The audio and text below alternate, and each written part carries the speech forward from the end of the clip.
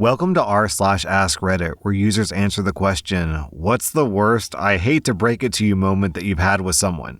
Our first reply is from Gakwa. I had a guy working for me that was extremely nice, easy to get along with, but wildly inept. Not even like low effort, but just not capable of learning seemingly basic tasks. We tried everything. Coaching, giving him legitimate checklist instructions, having a team lead sit with him for a couple of weeks to walk him through basics, everything. Everyone said the same thing. He just couldn't do the job. Everything he did had to be double checked by somebody else, which meant that we might as well have somebody else do it. But everyone liked the guy. They thought that he was easygoing and cool to be around, everything. But still, he just straight up couldn't do the job. So I had to find another place for him in the company that would better match his skills. His option would be for him to either take the lower job with lower pay, or he'd be fired with severance. I was not looking forward to the conversation. I called him in for a one-on-one meeting to break it to him. And the first thing he started with was, "Hey boss, before we start, I just want to tell you that I really feel like I've been doing a great job here, and I would like to talk about a raise." Yeah, that conversation was not a fun one.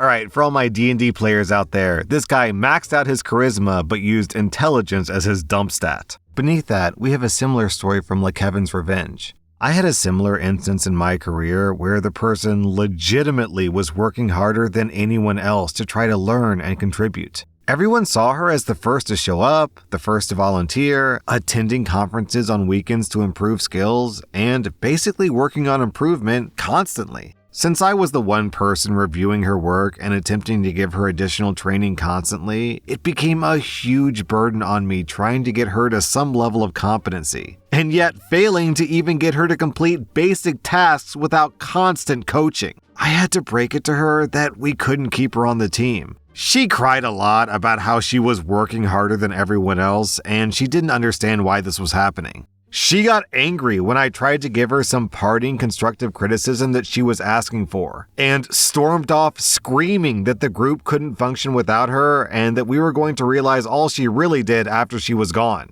It was so hard thinking of how much easier it would be once she was gone. She really was a hard worker, she really was dedicated, and she really gave it more effort than anyone else. She just wasn't capable of doing the job.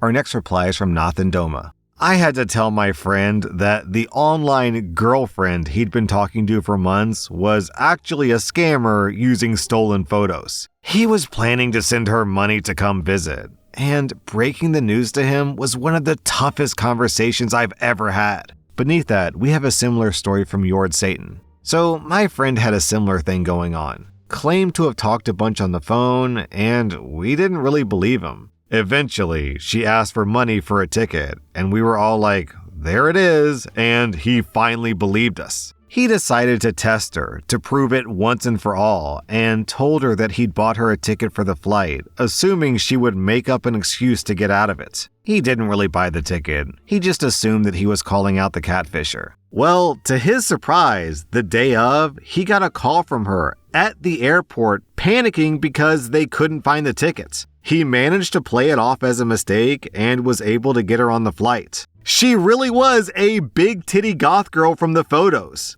They dated for 5 years, and she flew out to visit him every summer for 5 years before they grew apart. Beneath that, someone says, so he had to buy a ticket on the spot? That's rough. And someone replies, she was a big titty goth girl. Worth it. Then a similar story from Deputy Hedo. Oof, I had this one with an old friend that I lived with at the time. He'd been getting obviously catfished for years.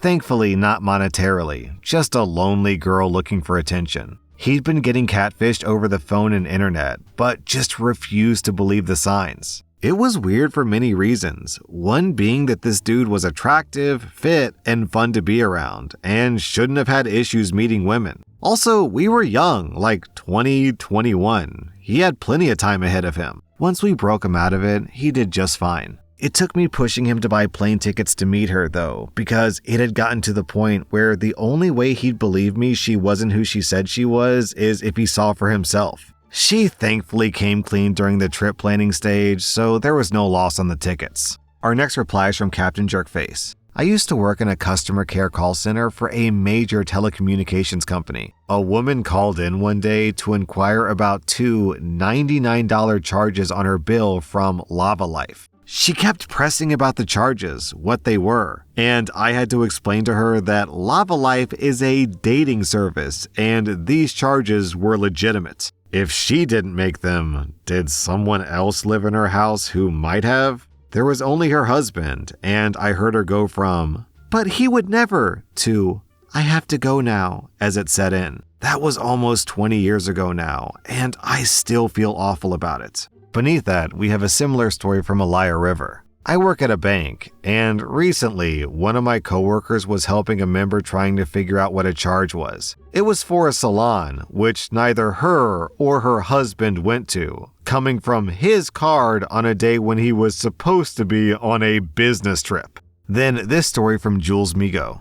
I worked at a bank, and one time my boyfriend walked over from our apartment and was having me look into charges that were made on his stolen credit card. I saw multiple charges from OnlyFans from before the card was stolen. It was a subscription to his ex's OnlyFans. Our next reply is from Ward Ludlow. There was a rule at my job where only one of these two supervisors could be off at a time. One was a guy and one was a girl. The guy loved to take a full week off during holidays to get more bang for his paid time off buck. One year, he had Thanksgiving week off, but the woman supervisor had her family come to town that week on late notice. She asked him to cancel just one of his days off so that she could spend time with his family. He declined, even after she basically begged him, and he even said that he didn't have anything to do that day. She then proceeds to take paid time off days every Wednesday of a holiday week for the next calendar year, effectively blocking him from taking his cheap weeks off.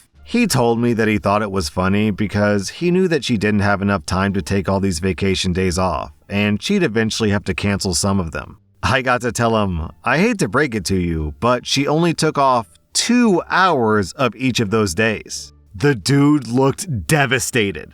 It was kind of petty on both their parts, but I give her credit for being creative in her retribution, and I don't blame her a bit for what she did. Our next reply is from Fingerslam Grandpa. My best friend in high school was overweight and would sweat profusely. He would come in after lunch in Texas and he would smell awful. I think he would wear his clothes without washing them after sweating in them. We had English class after lunch and the AC sucked, so the teacher put a fan in the window. This guy would sit in front of the fan and blow his funk over everyone. The class got together and voted that I should be the one to tell him. Well, I had to break it to him that for the last year, he smelled horribly. I felt pretty bad, but he never stunk again.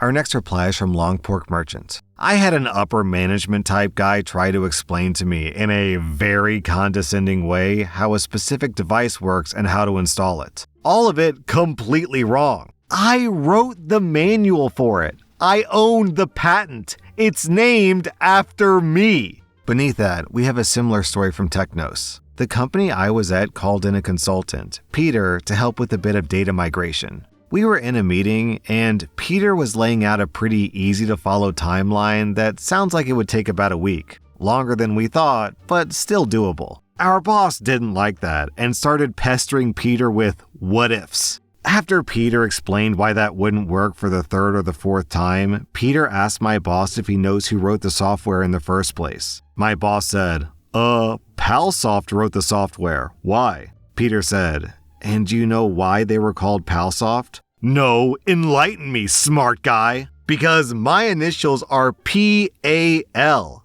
I started the company. The boss didn't have any more questions or suggestions. I came to find out later that the reason why we hired Peter as a consultant is because he had a personal relationship with one of the C-suite executives. Our next reply is from, I'm not racist, but 15 years ago, my friend's father sadly passed away shortly after we graduated college. It was devastating for him. He figured he'd at least get a nice money boost to help him get back on his feet. But unfortunately, his father kept it a secret that he was in deep, deep debt, and he had no liquid cash to his name. My friend had no support and fell into a terrible depression. He was broke, he couch crashed with me and our friends for a while, and he quit his job. And he got comfortable with his new lifestyle. 2 years later, he's still spending a month here and there with various friends around the city, eating their food, occupying their couch, sipping off their booze cabinet, using the terrible, tragic passing of his father as a reasoning for the way that he is. It's been 2 years. We understood the pain he felt was real, but it was really time for him to actually get back on his feet and take care of himself. We didn't know how to explain it to him, but we all felt like he was taking advantage of us and was using his father's death as an excuse to just not get a job. I found him a job, a nice one that he'd be good at, that he went to school for, and didn't need prior work experience. I talked to a team lead and an HR rep, and I got him a contact line for them, basically assuring an interview and a job offer if he arrived on time and sober. Weeks later, my HR rep and this team lead were confused, thinking that I didn't relay the information to him. He never called. I gave this guy a layup of a job opportunity, and he just ignored it outright. I called him out on it, but he told me to calm down and chill out, that I wasn't being sensitive to his depression, and I wasn't understanding of his needs. So my worst, I hate to break it to you moment, wasn't actually with this friend. It was with all my other friends afterwards. I had to tell them all to turn him down every time he asked to stay a week at their place. It sucked. My friend figured out that I was the horrible jerk who turned all of his friends against him and denied him free room and board. Hell, I was probably going to be the sole reason that he would blame for his inevitable descent into homelessness. I accepted the burden and called up my friends, explaining that I had a job lined up for him, and he refused, and we all had to stop giving him a free place to stay if he wouldn't take an easy job. He didn't end up homeless though. Without us offering him a couch to crash on anymore, he ended up moving in with his aunt. Apparently, she didn't take his excuses, didn't put up with his laziness, and did all the things that we should have been doing all along. No booze, no weed, no gaming after she went to bed. She only had one TV in the house, and she only ever used it for Food Network. He got a job developing 3D assets for VR titles and started moving up and up creating VR experiences for architecture companies. The dude still hates me, probably, and I'll admit that I made mistakes to justify it. But I'm really grateful that his aunt was there. I did what I needed to do. But it would have been 10 times worse if he ended up living on the streets, still blaming his father's sudden death for his 2-decade-long predicament. Our next reply is from Recognition East. I was crossing the road at Great Portland Street when I heard a screeching of brakes. I turned around to see a dude flying through the air. It all happened in slow motion. I got to him quickly and checked him over. He said, "I'm going skiing tomorrow." And I said, "No, you're not," because I saw the bottom half of his leg was snapped cleanly in half. I had to call his wife and break the news. Our next reply is from Nom Nom Was Taken. Back around 2007, I had an older colleague who was excitedly flitting around the office telling everyone about some lottery she'd won, and that she was going to quit just as soon as the $100,000 hit her account. Mary was only in her 50s, so she was still many years away from retirement. On top of that, she was an administrative assistant for a nonprofit, so we're not talking about a lucrative career where she was squirreling away funds for a rainy day. And here she was, ready to resign a decade early over a sum that would have been only a few years of her salary after taxes. Did I mention there was talk of a fur coat? Normally, I would have kept my mouth shut. After all, her poor financial planning was none of my business. And frankly, I would not have missed her in the office. I was not a fan of her. I just couldn't be silent when she got to my office though. It was obviously a scam. I said, "I'm not trying to rain on your parade, but are you absolutely sure this is legit?" "Oh yeah, I already gave them my banking information and everything. They're depositing the money today." "You may want to call your bank just to be sure." "No, it's fine." "Okay, congrats." Dear reader, not even an hour later, I hear her screaming into her phone, "No, don't close my account. They're supposed to be depositing the money. Depositing! No, depositing! No, they're not taking it out. They're putting it in." My office mate and I just looked at each other and grimaced. Mary didn't say anything to anyone about the fraud. Luckily, the bank called her as a security measure, which saved her from getting cleaned out. The scammers didn't actually get any money. That was r/Askreddit, and if you like this content, check out my podcast where I publish the exact same episodes. Also, hit that subscribe button because I put out new Reddit videos every single day.